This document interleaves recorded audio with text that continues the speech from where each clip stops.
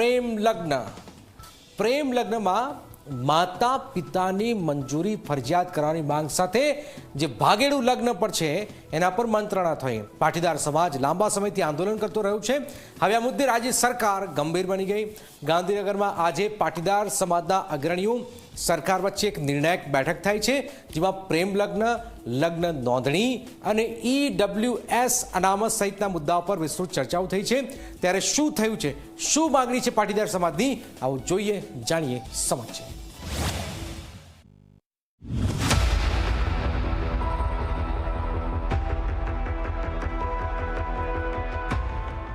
ગાંધીનગરમાં નાયબ મુખ્યમંત્રી હર્ષ સંઘવીની અધ્યક્ષતામાં પાટીદાર સમાજના મોટા અગ્રણીઓ સાથે લગભગ 1.5 કલાક બેઠક ચાલી। બેઠકમાં દિનેશ બામણિયા, વરુણ પટેલ સહિતના આગેવાનોએ વિગતવાર રજૂઆત કરી। પાટીદાર સમાજની મુખ્ય માંગ છે પ્રેમ લગ્ન કરતા પહેલા માતા પિતાની સંમતિ ફરજિયાત બને।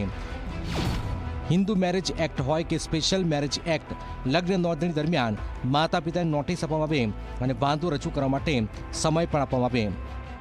ગુજરાતમાં ઘણા લાંબા સમયથી એક માંગણી ચાલી રહી હતી કે સરકાર ભાગેડું લગ્ન બાબતે માતા પિતાને સિક્યોર થાય એવી રીતે કાયદો બનાવે, અને સરકારે આજે અમારા જે મુદ્દાઓ હતા તેમાં અમને આશ્વસ્ત કર્યા છે કે ટૂંક સમયની અંદર કાયદો બનાવવામાં આવશે। મુખ્ય બાબત એ છે કે દીકરીના લગ્નની નોંધણી કે દીકરાના લગ્નની નોંધણી દીકરીના આધાર કાર્ડના સરનામા ઉપર થાય। કોઈ પણ લગ્ન ચાહે હિન્દુ મેરેજ એક્ટમાં થાય કે સ્પેશિયલ મેરેજ એક્ટમાં થાય, તેની નોંધણીના આધારો જે રજૂ કરવામાં આવ્યા હોય એમાં માતા પિતાને વાંધો લેવાની સમય આપવામાં આવે, નોટિસ આપવામાં આવે। પાટીદાર આગેવાનોએ સરકાર સમક્ષ રજૂઆત કરી કે ગુજરાતમાં લગ્ન નોંધણીનું એક બોગસ રેકેટ ચાલી રહ્યું છે। ખોટી વિગતો અને બનાવટી દસ્તાવેજોના આધારે લગ્ન નોંધણી કરવામાં આવી રહી છે, જેને રોકવા તાત્કાલિક કડક કાર્યવાહી જરૂરી છે।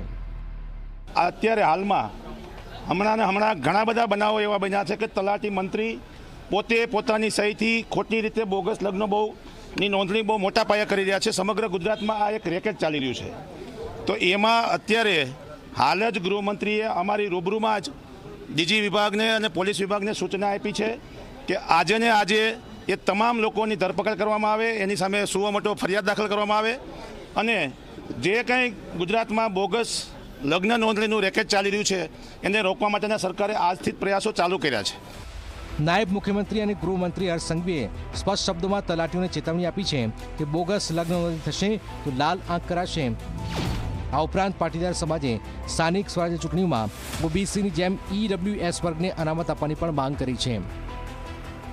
ઓબીસી અનામતની જેમ જ ઓબીસી, SC, STના અધિકારોને ક્યાંય પણ નુકસાન ના થાય એ રીતે આર્થિક ધોરણે અનામત લાગુ કરવાની પણ વાત સન્માનીય નાયબ મુખ્યમંત્રીશ્રીને, કાયદા મંત્રીશ્રીને અને વિભાગના અધિકારીઓને કરવામાં આવી છે, પણ એ થોડી લેન્ધી પ્રક્રિયા છે।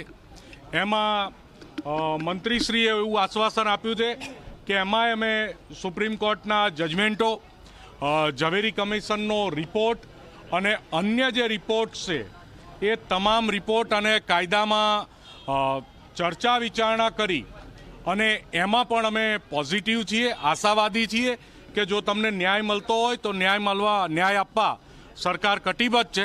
એટલે અમે આશા રાખીએ છીએ કે 10%ના ધોરણે EBC આવનારી સ્થાનિક સ્વરાજની ચૂંટણીમાં લાગુ થઈ જશે। પાટીદાર આગેવાનોની માંગ છે કે લગ્ન નોંધણી આધાર કાર્ડમાં દર્શાવેલા સરનામા પર થાય, તમામ નોંધણી ઓનલાઈન કરવામાં આવે અને વાંધાઓની ખરાઈ તાલુકા કક્ષાના ક્લાસ 2 અધિકારી દ્વારા થાય। બેઠક બાદ પાટીદાર અગ્રણીઓ કહ્યું છે કે બેઠક હકારાત્મક રહી છે અને સરકાર તરફથી કાયદાકીય કાર્યવાહી અંગે આશ્વાસન મળ્યું છે। હવે સૌની નજર સરકારના આગામી પગલાં પર છે। શું પ્રેમ લગ્ન અને લગ્ન નોંધણી માટે નવો કાયદો આવશે કે પછી આ માત્ર આશ્વાસન જ પૂરતું રહેશે?